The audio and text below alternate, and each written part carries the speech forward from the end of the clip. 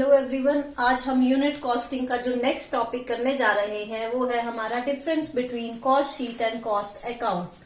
कि cost sheet और cost account में जो है क्या उनमें डिफरेंस, बेसिक डिफरेंसेस जो है वो क्या है।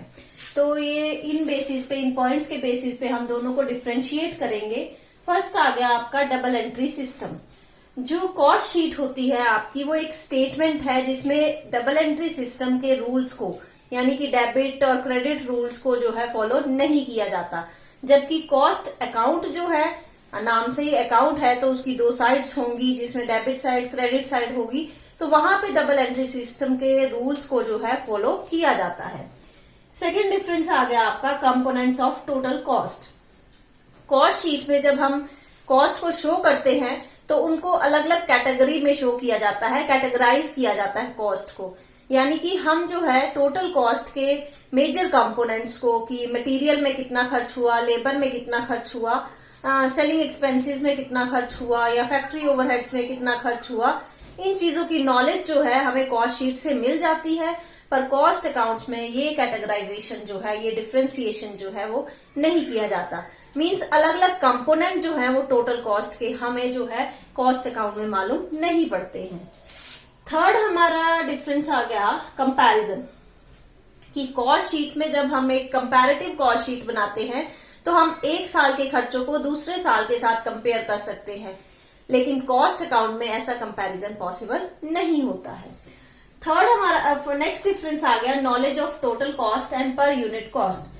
कॉस्ट शीट का मेन मोटिव ही, ऑब्जेक्टिव ही जो है टोटल कॉस्ट जानना और पर यूनिट कॉस्ट जानना होता है। लेकिन कॉस्ट अकाउंट से जो है ना हमें टोटल कॉस्ट का पता चलता है, ना ही हमें जो है पर यूनिट कॉस्ट की नॉलेज होती है। नेक्स्ट हमारा डिफरेंस आ गया एस्टिमेटेड एंड एक्चुअल एक्सपेंसेस। जो हमारी कॉस्ट शीट बनाई जाती है वो एस्टिमेटेड बेसिस पे बनाई जाती है। मींस इसमें एस्टिमेटेड एक्सपेंसेस, फ्यूचर के लिए जो एक्सपेंस होने हैं उसका एस्टिमेशन जो है लगाया जाता है। जैसे मैंने पहले भी एग्जांपल दिया था कि टेंडर भरे जाते हैं तो टेंडर कॉन्ट्रैक्ट तो बाद में मिलेगा, लेकिन आपको एस्टिमेटेड कॉस्ट उसकी पहले से ही देनी पड़ेगी, तो उसमें कॉस्ट शीट हमारी हेल्प करती है। जबकि कॉस्ट अकाउंट में हमारे एक्चुअल एक्सपेंसेस, जैसे डबल एंट्री सिस्टम का रूल है कि जब तक आपके पास एक्चुअल में एक्सपेंसेस नहीं खर्च करेंगे तब तक आप उसको रिकॉर्ड नहीं करेंगे। खर्च करने के बाद भी आपके पास एज अ प्रूफ वाउचर होना जरूरी होता है, तभी आप उसको अकाउंट्स में जो है लिख सकते हैं। नेक्स्ट हमारा डिफरेंस आ गया हेल्पफुल। कि कॉस्ट अकाउंट बनाने में जो है कॉस्ट शीट हेल्पफुल होती है। कॉस्ट शीट अगर आपके पास है तो आप उससे इजीली कॉस्ट अकाउंट जो है बना सकते हैं। लेकिन कॉस्ट अकाउंट जो है अगर वो अवेलेबल है और आपको कॉस्ट शीट बनानी है उससे, तो वो पॉसिबल नहीं होगा, क्योंकि कॉस्ट शीट में आपके अलग अलग कंपोनेंट्स में ही बांटा होगा कॉस्ट को, वही आप टोटल करके कॉस्ट अकाउंट्स में लिख सकते हो। लेकिन कॉस्ट अकाउंट में टोटल ही दिया होगा तो किस बेसिस पे बांटना है वो हमें पता लगाना जो है मुश्किल होगा। लास्ट हमारा डिफरेंस आ गया ऑडिटिंग। कि कॉस्ट शीट को ऑडिट नहीं किया जाता, जबकि कॉस्ट अकाउंट को जो है ऑडिट किया जाता है। ऑडिट का मतलब होता है वेरिफिकेशन करना कि एक्चुअल में खर्चे हुए हैं या नहीं हुए हैं। तो मैं पहले ही बोल चुकी हूँ कि कॉस्ट अकाउंट में एक्चुअल खर्चे ही लिखे जाते हैं जिसकी वाउचर रसीद आपके पास हो। तो ऑडिटिंग में जब वेरिफिकेशन की जाती है तो रसीद के साथ उन अकाउंट्स को मैच करके देखा जा सकता है, वेरीफाई किया जा सकता है। जबकि कॉस्ट शीट में हम एस्टिमेटेड एक्सपेंसेस लिखते हैं और हमारे पास उसका कोई प्रूफ नहीं होता। जब तक प्रूफ नहीं है रिटर्न में, हम उसको वेरीफाई नहीं कर सकते, इसलिए कॉस्ट शीट को ऑडिट नहीं किया जाता है। ये था आपका difference between cost sheet and cost account. जो नेक्स्ट टॉपिक हम करने जा रहे हैं, आज हम न्यूमेरिकल पोर्शन स्टार्ट करने जा रहे हैं जिसमें जो है हम कॉस्ट शीट बनाना सीखेंगे। आज हम एक सिंपल सा न्यूमेरिकल देखते हैं कि किस किस हेडिंग के अंदर जो है कॉस्ट शीट में टोटल कॉस्ट को हम किस किस कंपोनेंट्स के बेसिस पे जो है वो बांटते हैं। यहाँ कॉस्ट शीट का परफॉर्मा मैंने बनाया है जिसमें आपके 3 कॉलम्स जो हैं वो आएंगे। फर्स्ट कॉलम में जो है आपका पर्टिकुलर्स आएंगे, सेकेंड कॉलम में जो है आपकी टोटल कॉस्ट, या सिंपल आप इसको कॉस्ट लिखो, और यहाँ पे पर यूनिट कॉस्ट। सबसे ऊपर आपको लिखना पड़ेगा कॉस्ट शीट कौन से मंथ के लिए बनाई जा रही है, या जैसे यहाँ क्वेश्चन में दिया है from the following details prepare the cost sheet for the month ending 31 मार्च 2014। मार्च 2014 के लिए एक महीने की कॉस्ट शीट आपको बनाने के लिए दी गई है। उसमें अलग अलग पर्टिकुलर्स दिए गए हैं और एंड में आपको टोटल आउटपुट दिया है 1000 यूनिट्स का। तो आउटपुट जो है आपने इधर लिखना है, आउटपुट 1000 यूनिट्स। आउटपुट जो है आपका 1000 यूनिट्स का है। अब कॉस्ट शीट कैसे बनेगी, मैंने परफॉर्मेंस का पहले भी आपको एक्सप्लेन किया था, लेकिन अब न्यूमेरिकल साथ में करते हैं। सबसे पहले आपको दिया जो मेजर कॉस्ट होती है मटेरियल की कॉस्ट, उसको लेबर की कॉस्ट, इन चीजों को जो है हम लेते हैं। तो आपको सबसे पहले दिया है डायरेक्ट मटेरियल।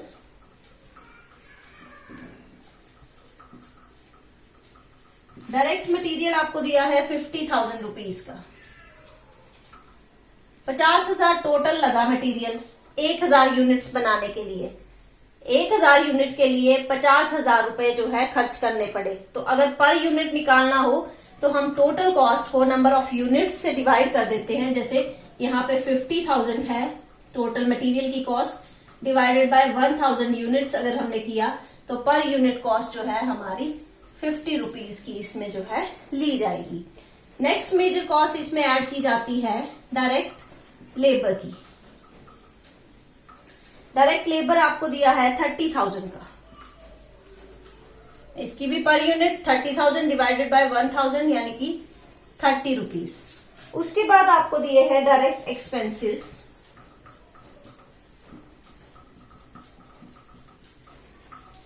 डायरेक्ट एक्सपेंसेस आपको दिए हैं 25,000 के टोटल, और पर यूनिट अगर निकालने हैं तो 1000 से डिवाइड कर दो। 1000 से इसलिए डिवाइड कर रही हूं क्योंकि यहाँ पे आउटपुट 1000 यूनिट्स है। अगर कुछ नंबर ऑफ यूनिट्स कुछ और होते तो आपने उससे ही डिवाइड करना था। 25,000 को 1000 से डिवाइड किया तो 25 रुपए। अब ये तीन जो है मेजर कॉस्ट है, और इन तीनों के जब हम जोड़ देते हैं, ऐड करते हैं, तो उसको जो है हम क्या बोलते हैं, प्राइम कॉस्ट। इन तीनों को ऐड कर देंगे 50, 30, 80 और 25, 1,05,000, और पर यूनिट आ गई आपकी 105 रुपए। इसको हम बोलते हैं प्राइम कॉस्ट। जो मेजर कॉस्ट होगी वो आपने थोड़ी सी जो है अपने राइट हैंड साइड में लिखनी है, ताकि उसको जो है हम बाकी से जो है डिफरेंशिएट करके देख सके। जब हम न्यूमेरिकल देखें तो हमें पता लगना चाहिए कि ये आपने जो है फिगर प्राइम कॉस्ट की निकाली है। अब प्राइम कॉस्ट में क्या ऐड किया जाता है, हमारा फैक्ट्री ओवरहेड्स। फैक्ट्री ओवरहेड्स हमारे ऐसे खर्चे होते हैं जो कि फैक्ट्री में किए जाते हैं, जैसे मशीनरी की रिपेयर है, इसके अलावा जो फैक्ट्री में सुपरवाइजर है उसकी सैलरी आ जाएगी, ऑयल एंड रिपेयरिंग है, फैक्ट्री में आपकी इलेक्ट्रिसिटी यूज हो रही है तो उसका बिल आ जाएगा।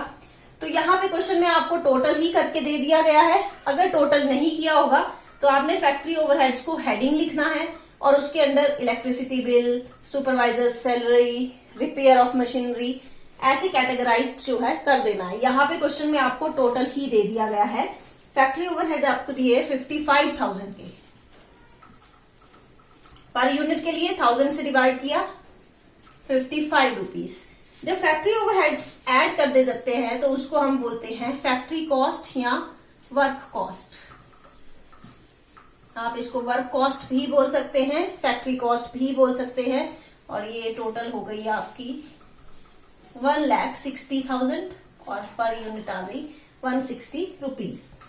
फैक्ट्री ओवरहेड्स के बाद जो है आपके आते हैं ऑफिस ओवरहेड्स।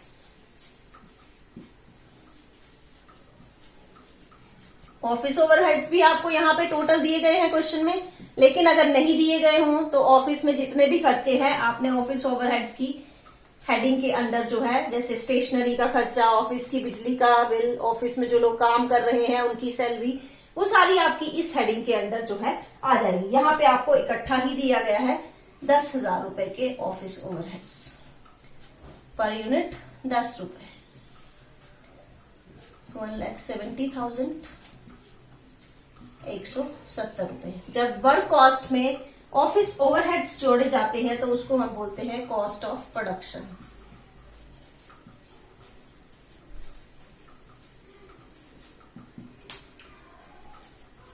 ये सीक्वेंस आपकी ऐसे ही रहेगी कि मटेरियल के बाद जो मटेरियल आता है वो फैक्ट्री में आता है, उसके बाद उसकी अकाउंटिंग ऑफिस में की जाती है, उसके बाद उसकी सेलिंग की जाती है। तो नेक्स्ट आ जाएंगे आपके सेलिंग एंड डिस्ट्रीब्यूशन।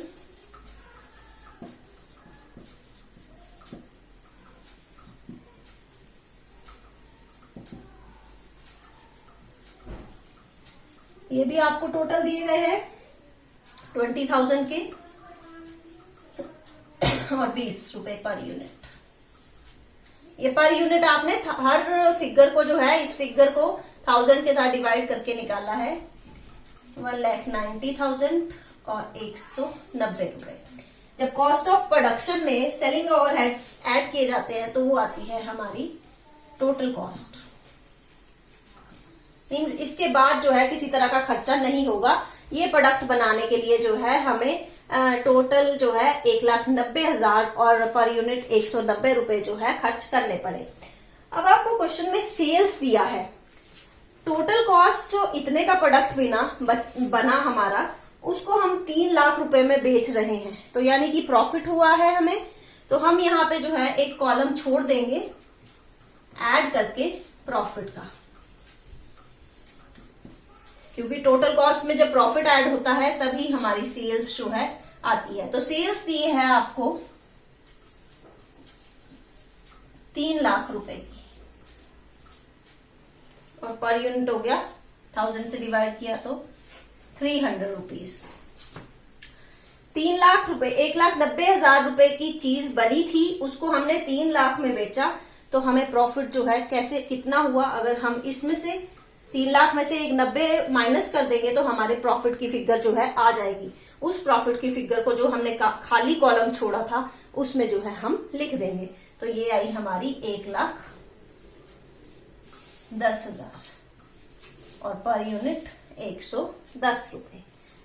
सेल्स आपने पहले लिख देनी है, प्रॉफिट का कॉलम खाली छोड़ देना है, उसके बाद ही आपको पता चलेगा कि सेल्स में से टोटल कॉस्ट माइनस करेंगे। ये तो जनरल सी है कि आप सेलिंग प्राइस में से जो है कॉस्ट प्राइस जब माइनस करते थे तो आपको प्रॉफिट के जो नॉलेज जो है हो जाती थी। तो उसके बाद आप प्रॉफिट जो है यहाँ पहले खाली छोड़ देंगे कॉलम, उसके बाद प्रॉफिट जो है लिख देंगे।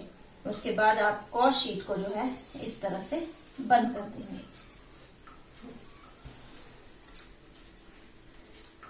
ये था आपका कॉस्ट शीट का क्वेश्चन।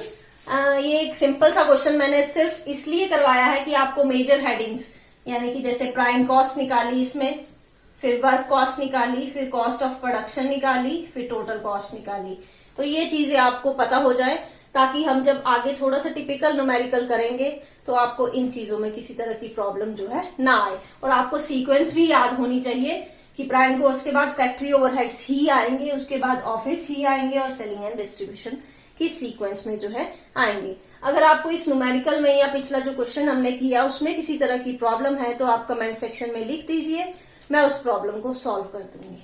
Thank you.